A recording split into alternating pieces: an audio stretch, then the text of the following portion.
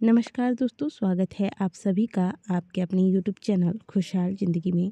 दोस्तों, होली के बाद चैत्र मास का आरंभ हो जाता है और चैत्र मास के कृष्ण पक्ष की अष्टमी तिथि पर शीतलाष्टमी का पर्व, जिसे कि हम बसोड़ा पूजन के नाम से जानते हैं, यह मनाया जाता है। इसमें माता शीतला की विशेष रूप से पूजा अर्चना की जाती है। शीतलाष्टमी के ठीक कुछ दिनों बाद ही चैत्र मास की नवरात्रि का प्रारंभ हो जाता है। साल में कुल 4 नवरात्रि बताए गए हैं, जिनमें से 2 गुप्त नवरात्रि होते हैं और 2 सामान्य नवरात्रि होते हैं। चैत्र मास की नवरात्रि का विशेष महत्व शास्त्रों में बताया गया है। आज के वीडियो में हम जानेंगे कि साल 2023 में चैत्र नवरात्रि का आरंभ किस दिन हो रहा है, कलश स्थापना का शुभ मुहूर्त क्या होगा तथा अष्टमी तथा नवमी तिथि किस दिन पर रही है। जो लोग व्रत रखते हैं उन्हें व्रत का पालन किस दिन करना है और जो व्रत नहीं रखते वो इन 9 दिनों में कैसे माँ दुर्गा की कृपा प्राप्त कर सकते हैं, ये पूरी जानकारी आज के इस वीडियो में आपको प्राप्त होगी।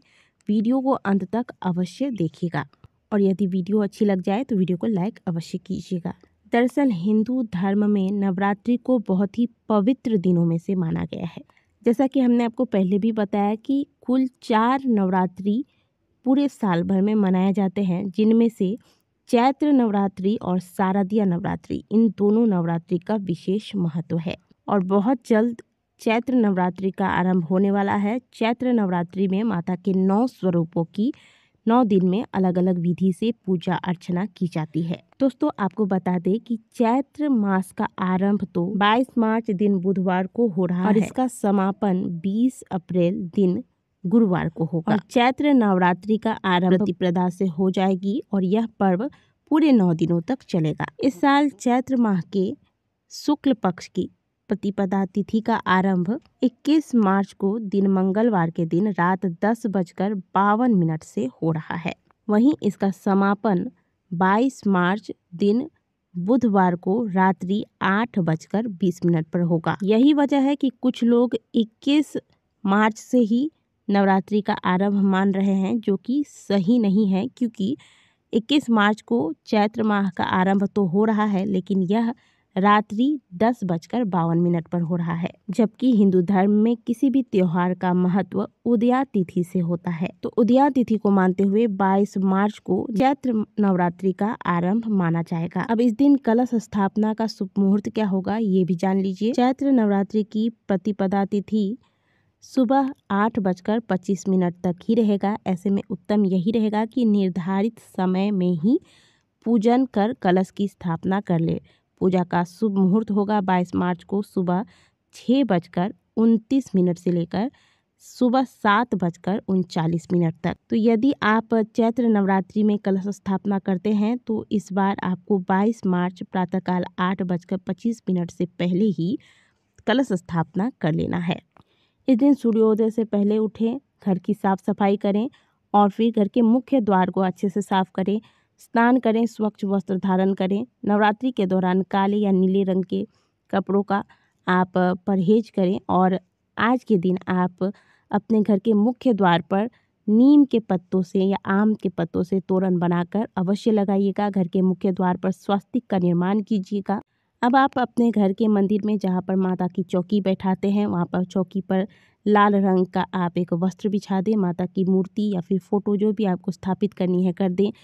चौकी पर एक साइड में आप चावल के दाने डाल दें। इसके ऊपर आपको कलश की स्थापना करनी है। कलश आप अगर मिट्टी का लेते हैं तो मिट्टी का लें, नहीं तो आप तांबे के कलश का भी प्रयोग कर सकते हैं। इस कलश में आप एक सिक्का, पान सुपारी डाल दीजिएगा। ऊपर से आम के पल्लव डालें।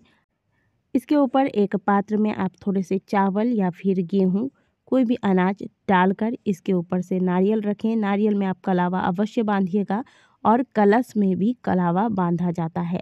माता के पूजा में ज्वारे उगाने का विशेष महत्व है, तो एक मिट्टी के पात्र में आप ज्वारे उगाएं। यदि आप अखंड दीपक का संकल्प लेते हैं तो अखंड दीपक, अगर आप दीपक घी से जलाना चाहते हैं तो घी से जलाने का संकल्प लें।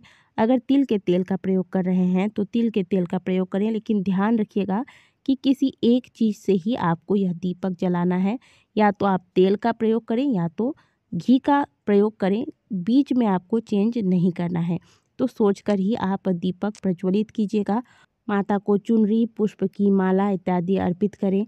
माता को सिंदूर, जो सुहागिन महिलाएं हैं सिंदूर अवश्य चढ़ाइएगा, और जो कुंवारी कन्याएं हैं वह सिंदूर नहीं चढ़ाएंगी, वो केवल और केवल रोली चढ़ाकर माता को तिलक लगाएंगी। सुंदर से माता की पूजा अर्चना करने के बाद माता को भोग लगाएं। और अगर आप दुर्गा सप्तशती का पाठ करते हैं तो पहले दिन आप जो पाठ करना है वो पाठ इत्यादि कर लें। पाठ करने के पश्चात माता की आरती करें। और जो आपने जवारे बोए हैं प्रतिदिन सुबह शाम इसे जल से अवश्य सींचिएगा। जल में गंगा जल मिलाकर फिर इस जल को सींचिएगा। और इन 9 दिनों में बिल्कुल पवित्रता बनाए रखिएगा। खास करके जहाँ पर आपने कलश स्थापना किया है वहाँ कोई चप्पल पहनकर घर में, क्योंकि आजकल लोग चप्पल पहनकर भी लोग घर में घूमते हैं, तो इस बात का ध्यान रखिएगा। और इस रूम को आप कलश स्थापना से पहले भी अच्छे से साफ कर लीजिएगा। यहाँ पे किसी भी प्रकार के मकड़ी की जाले इत्यादि ना हो। इन सबको साफ सुथरा करने के बाद यहाँ पर कलश स्थापना कीजिएगा। फिर बताए गए विधि के अनुसार प्रतिदिन पूजा पाठ कीजिए। और अगर दुर्गा सप्तशती का पाठ करते हैं तो 7 दिन कंटिन्यू पाठ करने से पहले आप कवच, अर्गला स्तोत्र और किलक का पाठ करें। अंत में सिद्ध कुंजिका स्तोत्र का पाठ भी किया जाता है। तो ये कर लें। और जो लोग व्रत नहीं रख पा रहे हैं तो ऐसे में आप क्या करें कि माता की विधि पूर्वक प्रतिदिन पूजा अर्चना करें। और माता को जो प्रतिदिन के भोग आपको बताए जाते हैं वो भोग भी आप लगाएं। और सिद्ध कुंजिका स्तोत्र का पाठ प्रतिदिन माता के समक्ष बैठकर कीजिएगा। इससे पूरे दुर्गा पाठ का फल प्राप्त हो जाता है। स्वयं इसमें लिखा हुआ है कि इस पाठ को करने मात्र से पूरे दुर्गा पाठ का फल व्यक्ति को प्राप्त हो जाता है। तो यह पाठ अवश्य कर लीजिएगा। जो लोग व्रत नहीं करते हैं और दुर्गा सप्तशती का पूरा पाठ नहीं कर रहे हैं वो केवल दुर्गा सिद्ध कुंजिका स्तोत्र का पाठ कर ले। और यदि आप व्रत नहीं रखते हैं तो प्याज लहसुन का त्याग कीजिएगा और जो भी भोजन करें वह शुद्ध सात्विक हो। और इन 9 दिनों में दाढ़ी या फिर बाल इत्यादि नहीं कटवाना है, नाखून नहीं काटने हैं। तो जो कार्य आपको ये सारे कार्य करने हैं नवरात्रि आरंभ होने से पहले ही कर लीजिएगा। और जो पूरा व्रत नहीं रख सकते वो चाहे तो पहले दिन यानी कि जिस दिन आप कलश स्थापना करते हैं उस दिन और नवमी के दिन यह व्रत धारण कर सकते हैं। इससे भी आपको माता की कृपा प्राप्त होती है। बाकी के बीच में जो दिन रह जाते हैं इसमें आप शुद्ध सात्विक भोजन लें, माता की पूरा पूजा आराधना करें। अब बात करते हैं नवमी तिथि की। तो नवमी तिथि 30 मार्च को होगी। तो इन 9 दिनों में अपने अपने शक्ति अनुसार, अपने अपनी श्रद्धा अनुसार माता के 9 स्वरूपों की पूजा आराधना कीजिए और माता को प्रसन्न कीजिए।